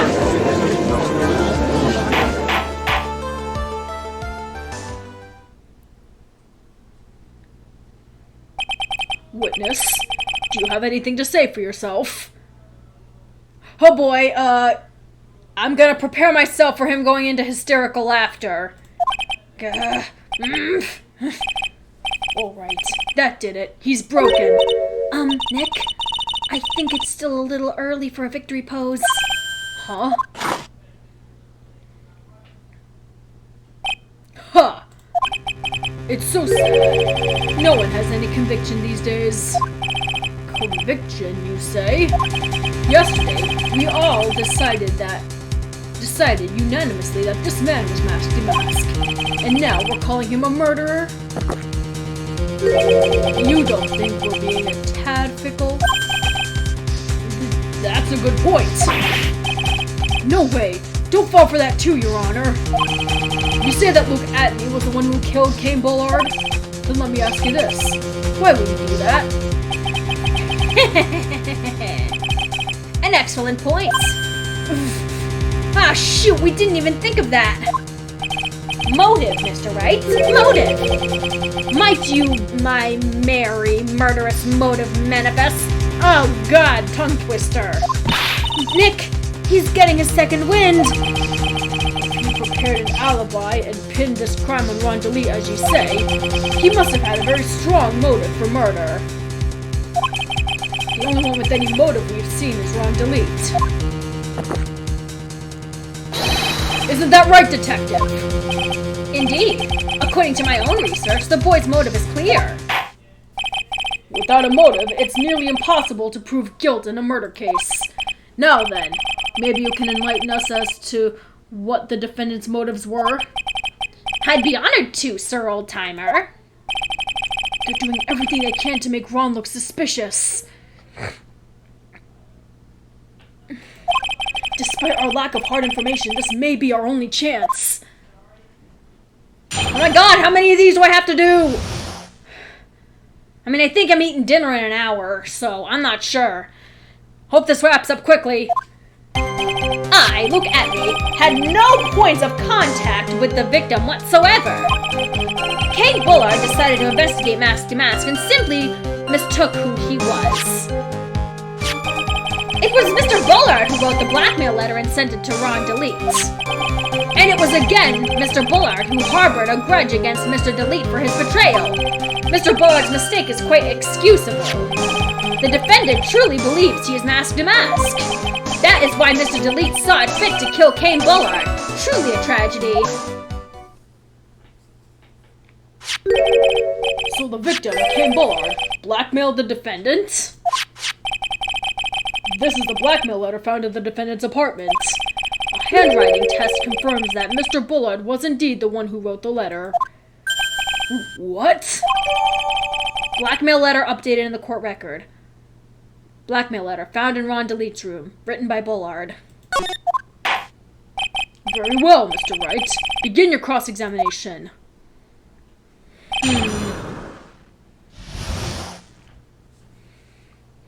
Okay, here we go. I've got a bad feeling about this. I, Luke Atney, had no points of contact with the victim whatsoever. Are you sure about that? Hold it! And who in the world is going to prove that? I will. After doing a thorough background check of Detective Atney and Cain Bullard, we were unable to find any links between them. It's all in the report. Perhaps they were connected through their work. They were both involved in security. Nope. That was blunt. In any case, the only one with a motive was Mr. DeLete. Cain Bullard decided to investigate Mask Damask and simply mistook who he was. Oh, why did he do that?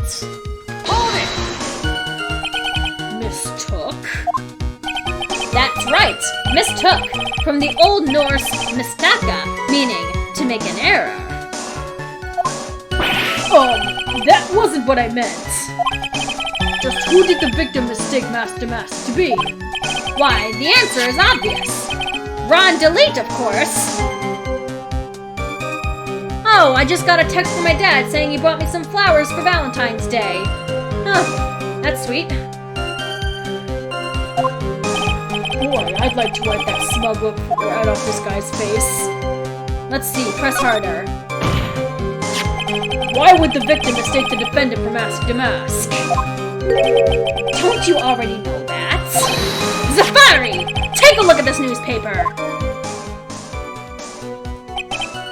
Oh, that's the famous tear of Amanon, a magnificent jewel. That photo shows a magnificent detective as well, does it not? Furthermore, it also shows an ugly guard, namely, the defendant. The defendant? The victim clearly misread the article, and Zafari! He got the wrong impression! The impression that this ugly security guard was in fact Mask to Mask! I see. That was an unusually reasonable deduction.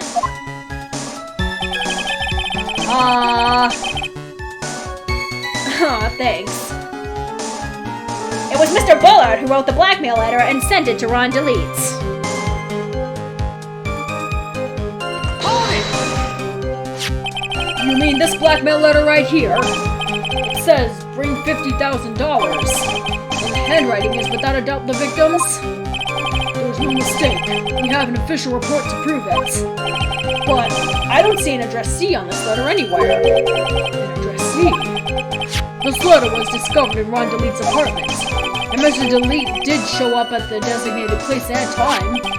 The fact that there is no addressee is irrelevant. I wonder... What's up, Nick? I just had a thought. What if that blackmail letter wasn't meant for Mr. Delete? Whoa! Do you have any evidence of that? For some reason, I just can't shake the feeling that there's something not quite right about this blackmail letter. It has to be the fact that there's some sort of, like... Here, hold on a sec.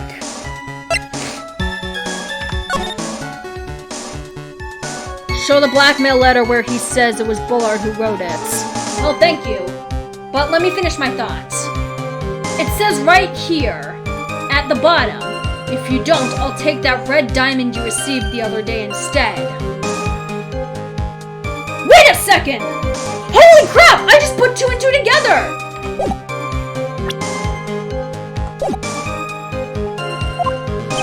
Look! Right there! On his hand, the ring! That's a red diamond! I mean, it's the only thing I can think of. Well, everyone, are you quite satisfied? And it was again Mr. Bullard who harbored a grudge against Mr. Delete for his betrayal. Mr. Bullard's mistake is quite excusable. The defendant truly believes he is Mask to Mask. That's why Mr. Delete sought fit to kill King Bullard. Truly a tragedy. Oh, hold on. Wait. It's Mr. Bullard who wrote the blackmail letter and sent it to Ron Deletes. Alright. Hope you're right about this. Objection! Yep, you're right. Mind if I ask you a few questions, Detective Atme? Well, if it's just a few, I guess it's alright. When you said that this letter was addressed to Ron Deletes, I couldn't help but notice one major contradiction. Contradiction? I don't know where a walking contradiction like you gets off saying things like that. You're the one to talk. At times like these, men are made to express themselves with their fists. Why don't you show us what you've got in there, Junior? Indeed, time to man up, Mr. Wright. Show us the contradiction evidence in this content of the blackmail letter. Show us the contradiction evidence in the content of the blackmail letter.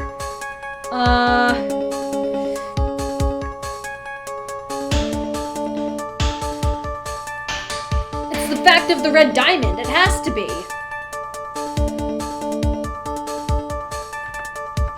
I can't enter my options. I can't save. Do I present the blackmail letter again?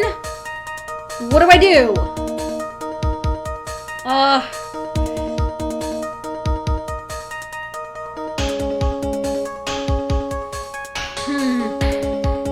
Do I have anything like that in my inventory? No, court record, I mean. Not inventory, this isn't Minecraft.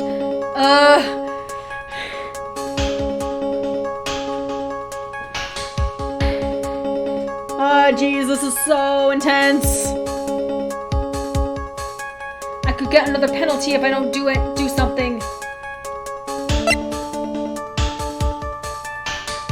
Should I present the blackmail letter again? You are the blackmail letter. Check it and hit the red diamond parts. Okay.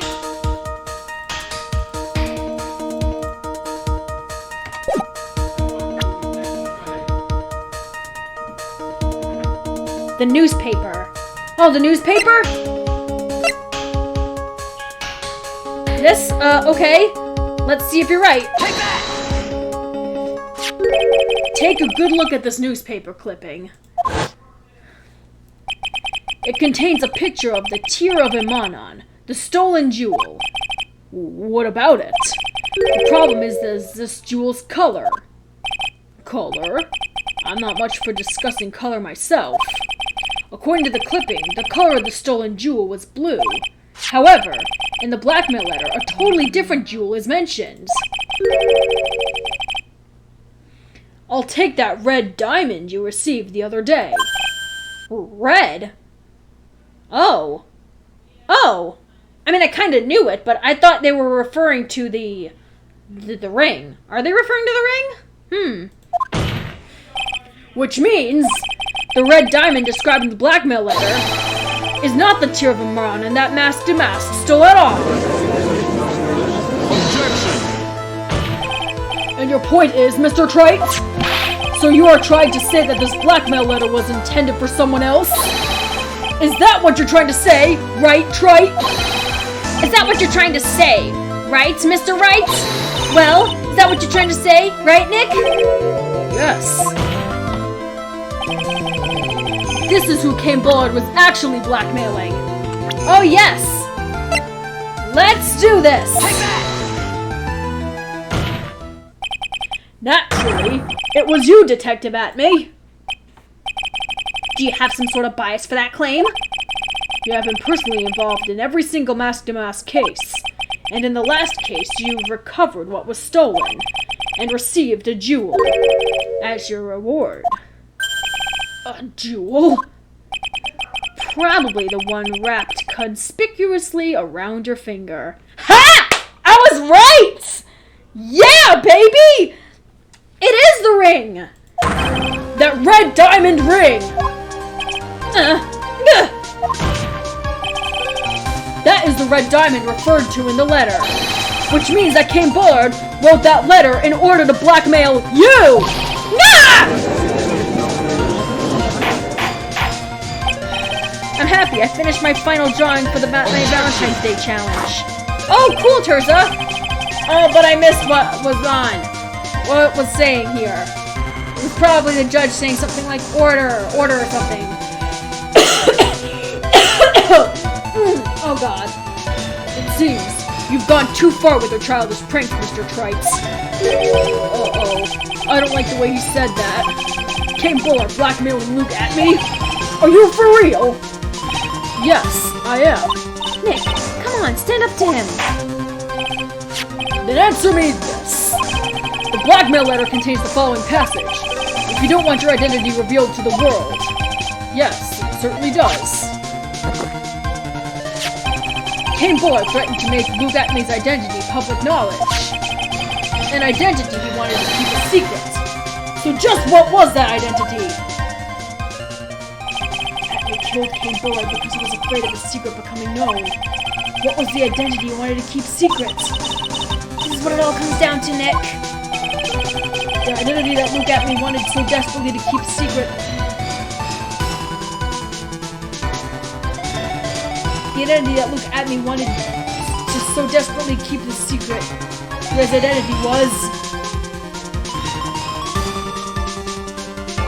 I'll show it to you after the stream. Oh, okay, cool. I don't know. An ace detective? That's the only thing I can go on right now. But just in case... Let's do it. Luke Atme was an ace detective! Thank you for the kind introduction. I am Luke Atme, ace detective. One embodies the nefarious forces of darkness. The other, the angelic cherubs of light. I am completely lost. Someone get me a translator. But anyway, everyone already knows that you're an ace detective. Crap.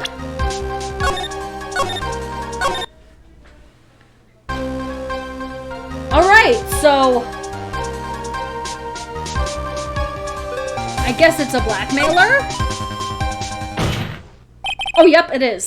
Luke Atme was a blackmailer. Objection! Hey now, isn't that a little different from what you've been saying?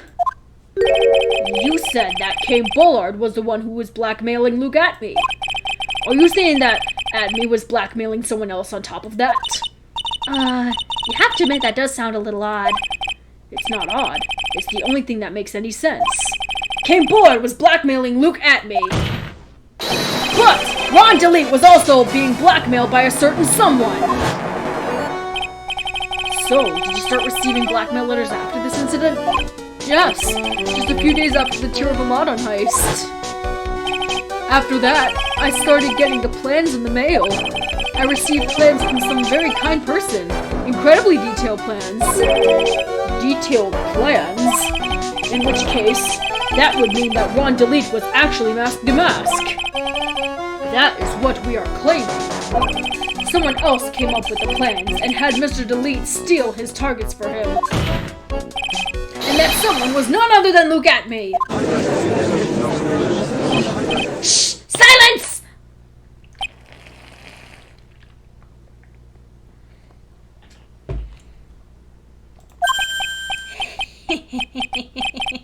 Now I see. It's all becoming clear. What is? When you were in grade school, you received the same report card every year. Careless, with the tendency to jump to conclusions. Am I wrong? How did you? You say that I, Luke Atme, was blackmailing Ron DeLeet? In which case, I would naturally know all about his relation to Mask Damask. Well, yes. Ron DeLeet started receiving plans from this second crime onward, correct? Which means I learned a lot of his identity when he committed that first crime. Good point. You certainly couldn't have blackmailed him otherwise. In that case, let's see some hot, bitter evidence. During his first crime, how did Luke Atme know that Ron DeLeet was Mask Damask? Oh, come on! You can't be serious! Ugh!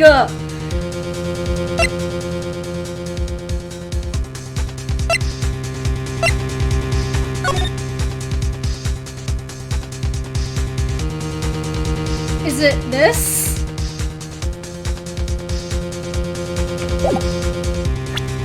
During the first crime, how did Luke Atme know that Ron DeLeet was Mask Damask?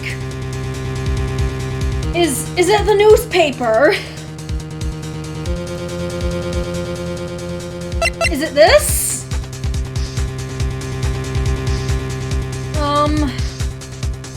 I'm really at a loss here.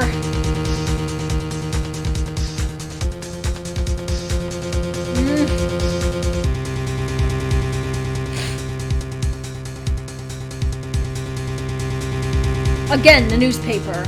Oh, thank you, Starlight. Wrong thing. Take that! I think I see it.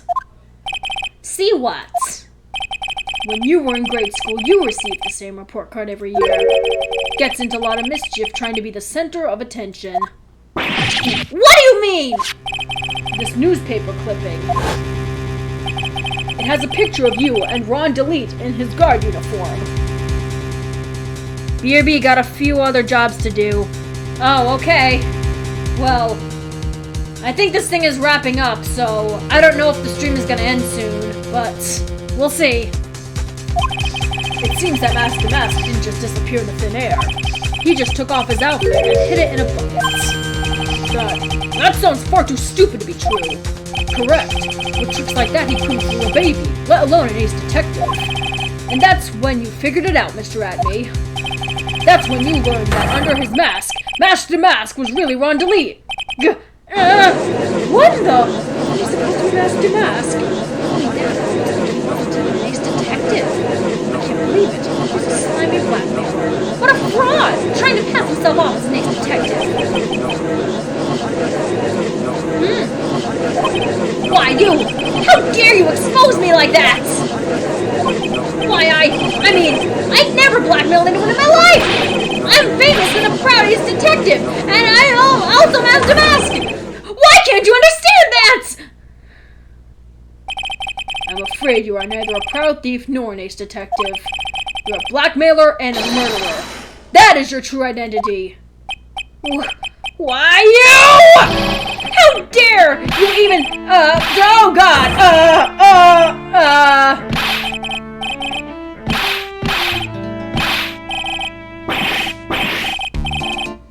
okay. It's enough to make one laugh.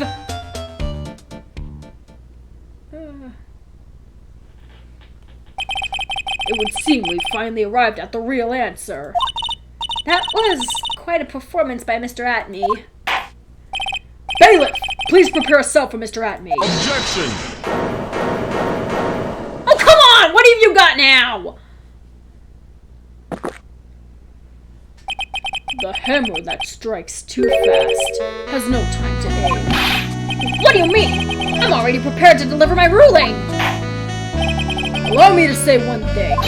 I will be the one to judge. You don't get much more in your face than that. It appears that your claws weren't quite sharp enough, Mr. Trite. What do you... It's true that you've proven a lot of things.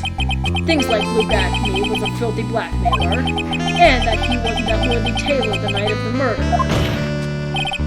That's right! That's why he's the one who killed Mr. Bolt! But...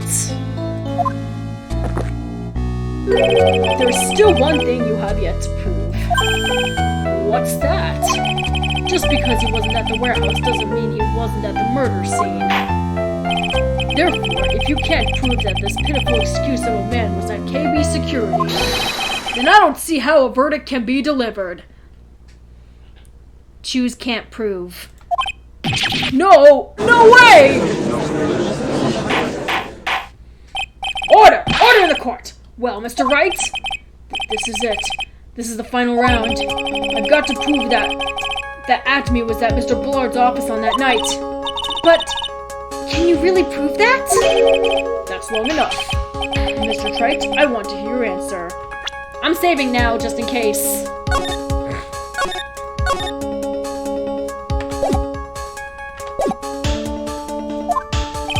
That night, Luke Atme was at KB Security, and the defense... Oh, Starlight, I hope you're right about this. I can't prove it. Just as I thought. But, if we hear more of Detective Atme's testimony... Objection! Unfortunately, that's as far as you go, Mr. Trite. What do you mean? I won't allow for any more testimony. That's what I mean. What? Have you forgotten? Luke Atme is here after we interrupted his own trial. And you have failed to prove that he committed the murder. I think it's time for this witness to return to his own trial and face his guilty verdict as Mask Damask. No. Well now, Sir Lawyer, it seems that love wins out in the end after all. I am the ace detective as well as Mask Damask. My verdict will verify that. Just as Ron Deletes will verify that he is the true murderer. I declare that with the full force of my ace detectiveness. Order! Order in the court! That's enough deliberation over this witness. I can't believe this. At this rate, we're on his... Don't give up now, Nick. We still have tomorrow. We can look for more evidence and... By then, it'll be too late. Huh? Why? Double jeopardy. One of the basic rules of any court of law. Double jeopardy? Should a defendant be tried and found innocent in court, that defendant cannot be tried again for the same crime. This is a fundamental rule of all courts, and it applies to this witness as much as it applies to anyone else. Mr. Atman will be found guilty in a matter of minutes. Guilty as mask to mask, which means he will be innocent as far as the murder of Cain Bullard is concerned. No way! Oh God! The fact that you were unable to prove Mr. Atman's guilt of that crime here means that he will never again be tried as Cain Bullard's murderer.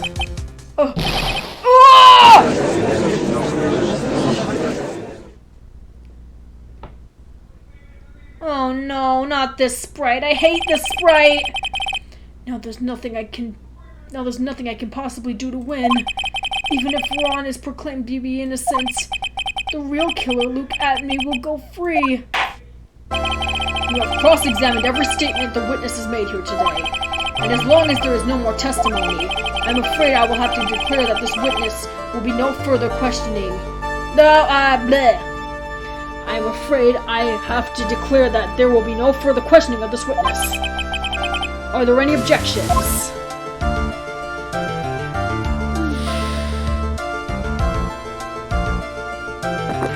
Don't drink your coffee! Then I hereby end this cross-examination of Luke Atney. Objection! I think I see it. I know that voice! Your Honor, when you were a child, this is what was on your report card every year. Has poor hearing and often makes mistakes as a result. How did you? Phoenix, raise your head up high. Have you forgotten what I used to tell you? A lawyer is someone who smiles no matter how bad it gets. Is it who I think it is? That voice. No way. Oh! It's Mia! I thought it was... Okay. What'd I miss? Oh, you missed a lot, Terza. I can't really explain it right now, so I think you're going to have to go back and watch the stream after it's uploaded to YouTube. Long time no see, Phoenix. Mia!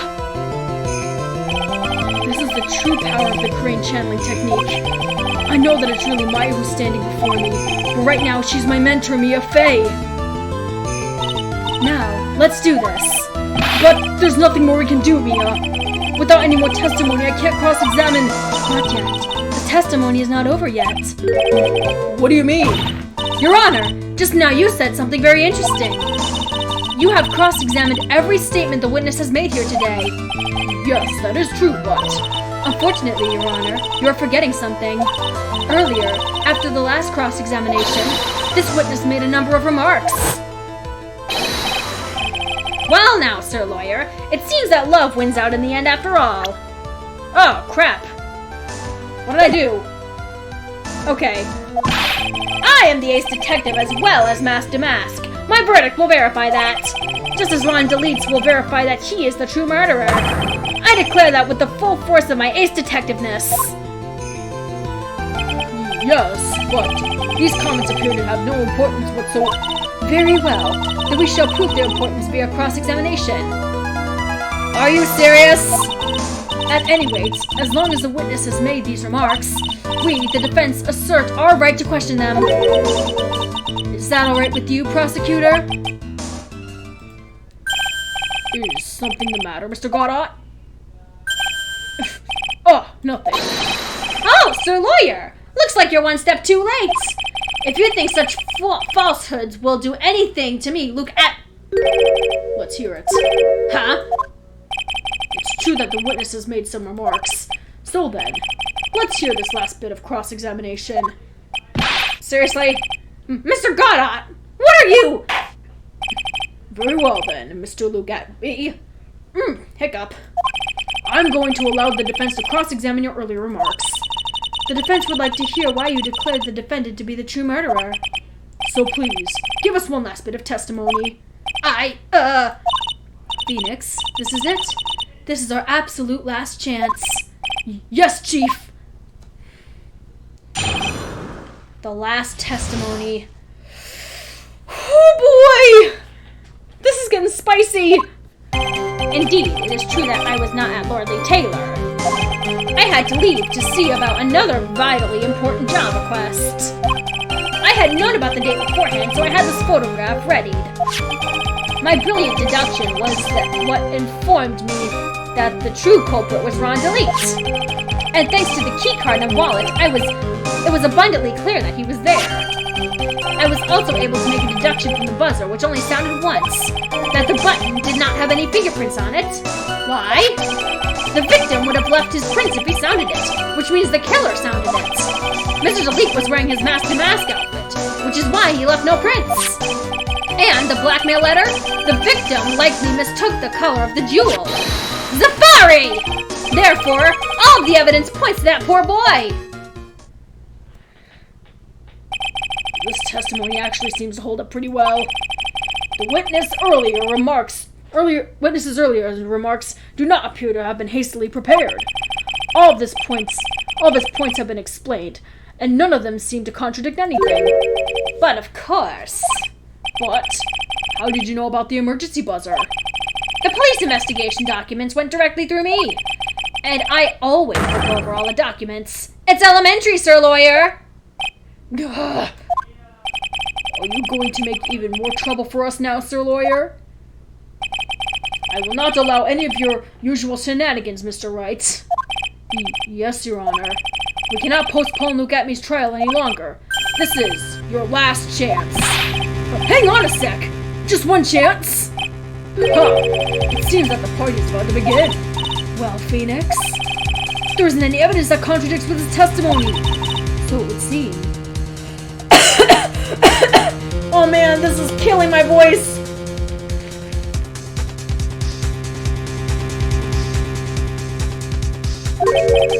What do you mean, so it would seem?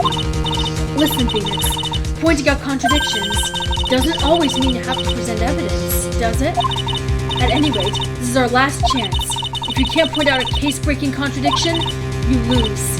That's all there is to it. Cup number 17. The last cup. I was wondering what cup that was. It seems like the time has come to put an end to this trial. I have to find a fatal contradiction in this testimony, and I need to point it out without presenting evidence. Which means all I can do is find the contradiction, remark, and press it. Remember, you only get one chance. Very well then, Mr. Wright. Please begin your final cross-examination. The last testimony. Oh boy.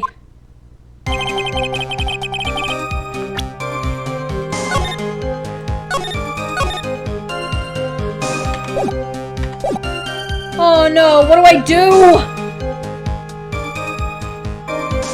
Indeed, it is true that I was not at Lordly Taylor. I had to leave to see about another vitally important job request. I had known about the day beforehand, so I had this photograph ready. My brilliant deduction was what informed me that the true culprit was Ron DeLeet. And thanks to the keycard and wallet, it was abundantly clear that he was there. I was also able to make a deduction from the buzzer, which only sounded once. The button did not have any fingerprints on it. Why? The victim would have left prints if he sounded it, which means the killer sounded it. Mr. DeLeet was wearing his mask-to-mask outfit, which is why he left no prints. And the blackmail letter? The victim likely mistook the color of the jewel. A Zafari! Therefore, all the evidence points to that poor boy!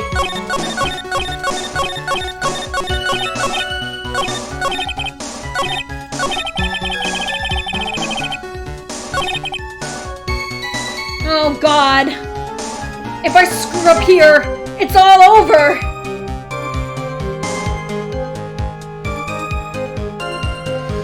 What am I supposed to do? What do I press?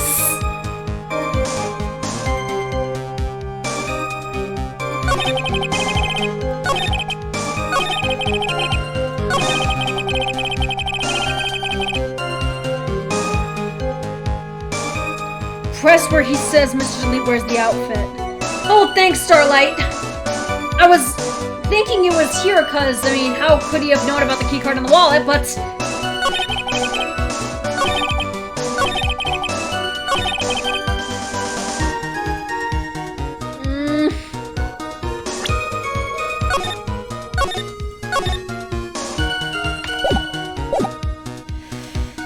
Okay, here we go! Hold it! Mr. Atney, about his last remark. Objection! You still don't get it, do you, Trite? This isn't the time to be pressing the witness on every little statement. I'm afraid you're the one who still doesn't get it, Mr. Godot. You can do it, Alex. Thank you, Terza Rose. What? Mr. Atney, it seems you have finally admitted that you were in the CEO's office on the night of the murder. How can you say that? Let's review your testimony, shall we, Mr. Atney? The button did not have any fingerprints on it. Why? Mr. Leek was wearing his mask-to-mask outfit. Is that correct? Indeed. That's what I said. My deductions are absolutely foolproof. More like your deductions prove that you're a fool. I'm sorry. Whatever do you mean? For some reason, I'm starting to get really thirsty. When exactly did we learn that fact that Ron DeLeet was dressed as mask-to-mask when he went into the scene of the crime? That was, it was just a few hours ago. Back when my sixth cup was looking at me with a cold stare. Huh? Oh, did I forget to mention it before? I'm sorry, I just never had a chance to mention it up until now. That's right. The defendant had yet to tell anyone else this fact before this morning. Therefore, the only people who should know about this are those who have been watching this trial. Gah, nah. Do you understand now, Detective Atney? There's no way you should have known about that!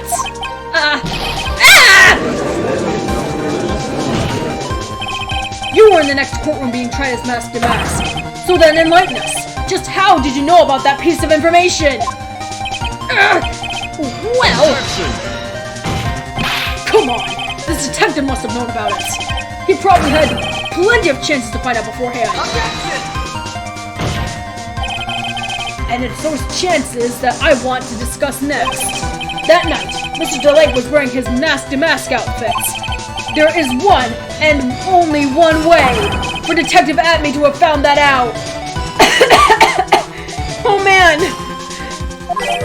Only one? One way, you say? Please recall, if you will, Mr. DeLeet's testimony. When I entered the office, there was suspiciously a shadow there. For a second, my client witnessed the real killer. Objection! But Mr. DeLeet never saw his attacker. So there's no way to tell whether or not the real killer was Bugatme. It's with that statement that I'll turn this case on its head. Just what are you implying? Mr. DeLeet saw the real killer, correct? Now, if we turn that statement around, it stands to reason that the real killer had also seen Ron DeLeet. Impossible!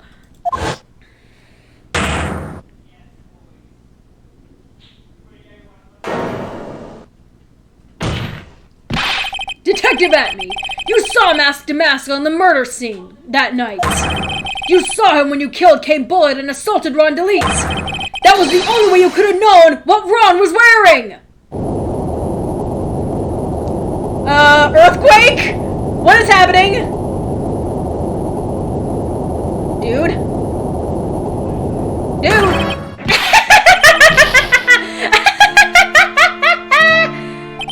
Take a good look, everyone! Unable to find a rival truly of my genius, I was forced to create one myself! Here I am, the tragic clown! That's the same line you gave yesterday. But I think there's a little more meaning behind it this time.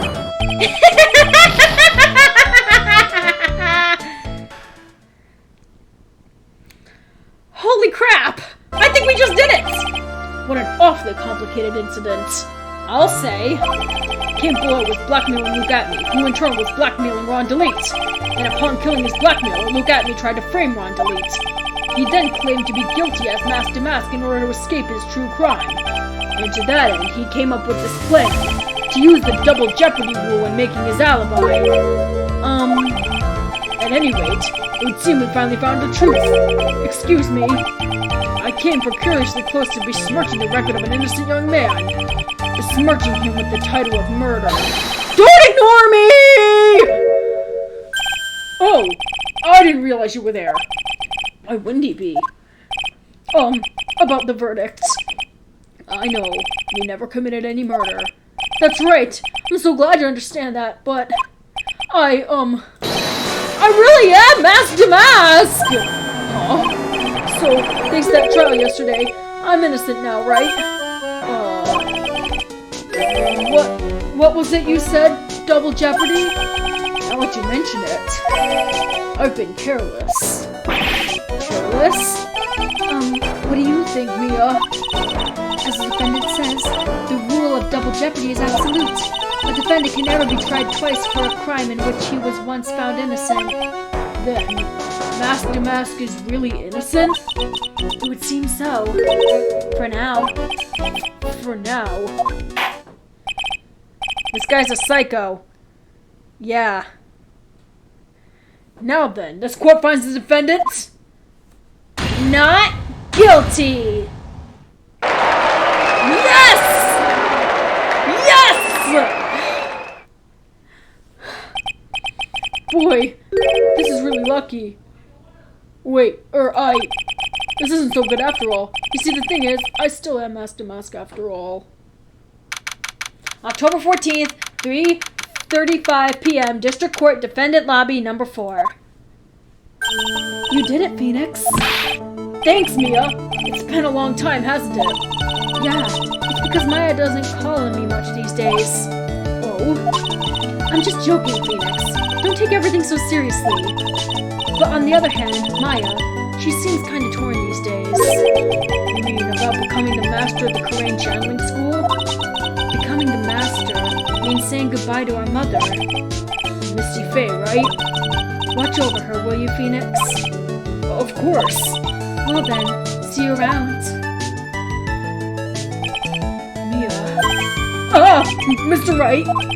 I don't know what to say. Congratulations, Mr. DeLeet. Thank you so much! No, wait. Nothing really matters anymore, though, now that all this has happened. Come on, just be happy already! Maya. You've been cleared of the murder charges and got off as Mask Damask to boot! But in exchange, I lost everything. Huh? What do you mean? Stealing security information from KB Security, becoming Mask Damask. I did all for one reason. For her. You mean your wife, Desiree? She hates criminals more than anything. When I think of it, she was once held hostage by some robbers, wasn't she? She always said how she hated sneaky criminals. I knew that, but once I got fired from KB Security and lost all the money I had, she wouldn't have any reason to stay with me. I thought she would leave me for sure, so that's why you became Mask Damask. Yes, but it's all over now. A broken bowl can never be put back together. That's not true, right, Nick? Right. Really? We can go back to the way things were? You'll be fine, and Nick can prove it. I can? Kinda wish would you like me to check on it first. Mr. Leaves, even if a bowl is broken, there's always a way to put it back together. Is it this? Take that! The sacred urn? Desi was the one who found this. Desiree, your wife. She's always believed in you, Ron. I'm so happy to be able to help you, Time. Thanks, Starlights. I really don't know what I would do without you. That's why you'll be fine. You don't have to worry about anything. Ah, there you are! Miss DeLeet. You did it, Ronnie! You're innocent! I'm so happy! Thank you. I appreciate that. But, I suppose you don't want anything more to do with me, do you? Ronnie, why don't you talk to me about why didn't you talk to me about what was going on? I had no idea you quit KB security. I never imagined that you were really mask to mask either. Mr. Lee, what are you going to do now that you know? You're not going to really leave him, are you? Come on, it's obvious, isn't it? How could I ever let a wonderful man like him get away? After all, my bike's really fast. So fast that there's no way he could ever get away. But didn't you say that you hated criminals? Oh, I only hate people who act all cowardly and sneaky. Like that detective. I see. My Ronnie went and declared his crimes before he committed them like a man. I just love a man who's so chivalrous. Chivalrous? I knew I was right about you. Every day I spend with you is filled with thrills and excitement. Desiree, you really do love Ron, don't you? Nicky boy, Yes. I'm really glad I asked you to defend my Ronnie. Thank you so much. I'll never forget what you've done for us. Oh, well, take care of yourself. You too, Nicky boy. I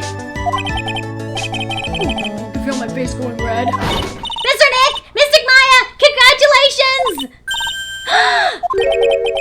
Talk about bad timing. Oh, God. Mr. Nick, how could you? With another man's wife in front of Mystic Maya! No, you got it all wrong. I'll never forgive you! Never! Ever!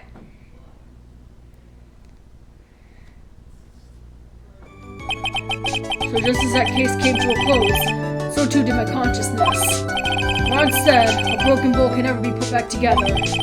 But I know now that's not true. I mean, just look.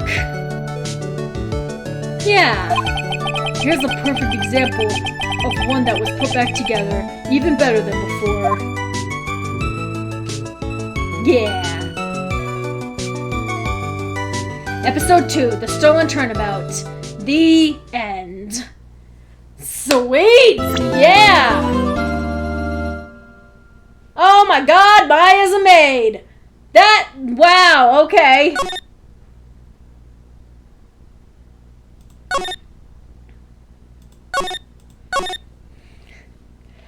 Alright, sweet! Also, Pearl really needs to learn that people can blush because of a compliment. I mean, seriously. I mean, the girl is like 8 or 6 years old or something, but, I mean, she is still very young. But seriously, she has to let up on her slaps. But I mean, she is very strong if she's able to knock out a full-grown man with just slaps. I don't even know. Anyway, yes. I think that will be it for now. Thank you all so much for watching the stream. And I think I'm going to end it here. So, yes, thank you all so much. Hope you have a great rest of your Valentine's Day. And I will see you very soon. This is Alex918 signing off. Bye!